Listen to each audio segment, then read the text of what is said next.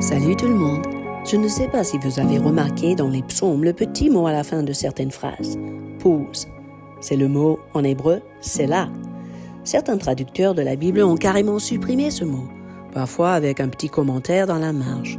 Mais dans la version Louis II, une traduction assez rapprochée au texte original, ce mot apparaît 71 fois dans les psaumes et 3 fois dans Habakkuk. C'est un tout petit mot avec beaucoup de signification. Pourquoi j'en parle? Car Jésus nous a dit dans Matthieu 5, 17 à 18, « Ne croyez pas que je sois venu pour abolir la loi ou les prophètes. Je suis venu non pour abolir, mais pour accomplir.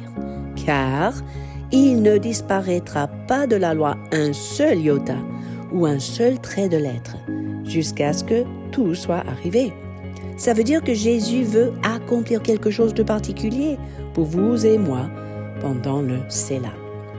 Vous savez, ce n'est pas comme une pause café ou une pause déjeuner où on se détache de ce qu'on fait. Ce n'est pas non plus comme s'arrêter au feu rouge et attendre impatiemment le feu vert pour continuer la route. Ce n'est même pas forcément comme une pause pour se reposer. Le Selah est stratégique.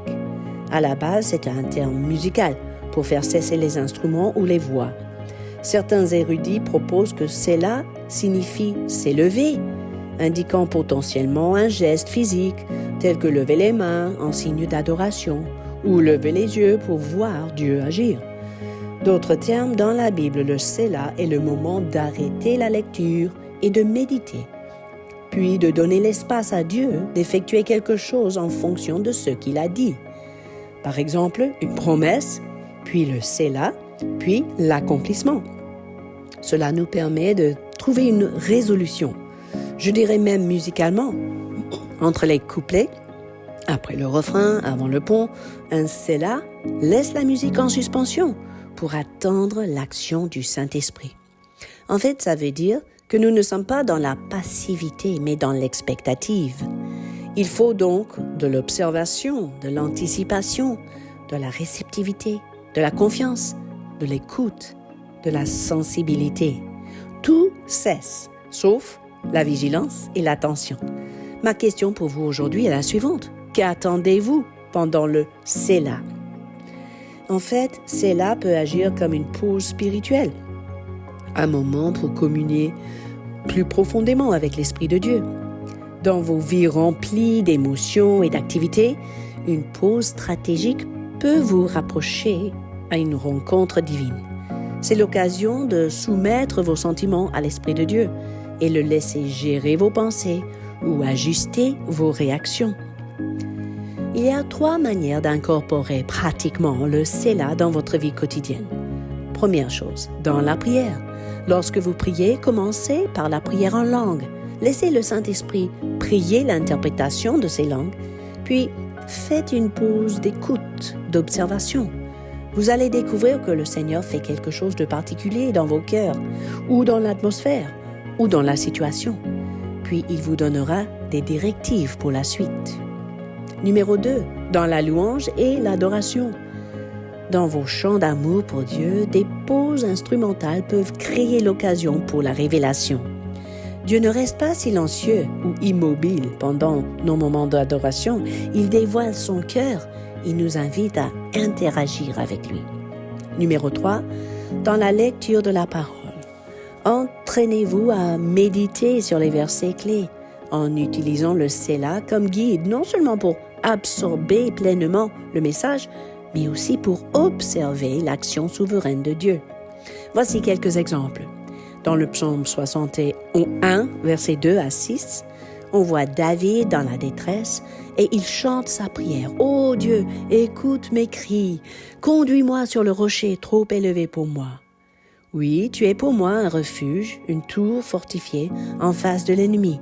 Je voudrais habiter éternellement dans ta tente, me réfugier sous l'abri de tes ailes. » Pause. Il y a quelque chose qui se passe là. Parce que David continue plus tard en disant « Mais oui, c'est toi, ô Dieu, qui écoutes mes vœux. Tu me donnes l'héritage réservé à ceux qui craignent ton nom. » Devant les défis, David cherche son abri et sa consolation en Dieu, ce qui est très bien. Mais il laisse aussi le temps de permettre à Dieu de prendre le contrôle, de révéler ses plans, ses projets, son avenir. Dans la lecture, vous pourrez également retrouver la foi, la confiance, la certitude que Dieu est pour vous et qu'il accomplit toutes ses promesses à votre sujet. Un deuxième exemple, dans le psaume 67, versets 3 à 4, Dieu élargit la vision du psalmiste. Il commence en priant que Dieu nous fasse grâce et nous bénisse, qu'il fasse briller son visage sur nous. Puis, pause. Tout d'un coup, il saisit quelque chose. Ainsi, oui, l'on connaîtra ta voix sur la terre et ton salut parmi toutes les nations. Les peuples te louent, ô Dieu, tous les peuples te louent. Du coup, il se rend compte que Dieu est en train d'agir dans le monde entier. Un troisième exemple, le psaume 60 commence par un cri « Au secours !» à l'Éternel et termine, suite à ce fameux « Selah », avec cette merveilleuse déclaration du verset 14. « Avec Dieu, nous ferons des exploits. C'est lui qui écrase nos adversaires. » Quelque chose se passe pendant la pause. On obtient une autre perspective. On réalise à quel point Dieu agit. Je vous laisse faire votre propre étude cette semaine. Qu'attendez-vous? Ne négligez pas le Selah de Dieu. Observez ce qui précède la pause, puis attendez-vous à ce que Dieu se révèle d'une manière toute nouvelle, à ce que Dieu agisse de façon surprenante. Si pendant la pause vous reconnaissez ce que Dieu est en train de faire, vos prières de désespoir se transformeront en chants de victoire. À bientôt!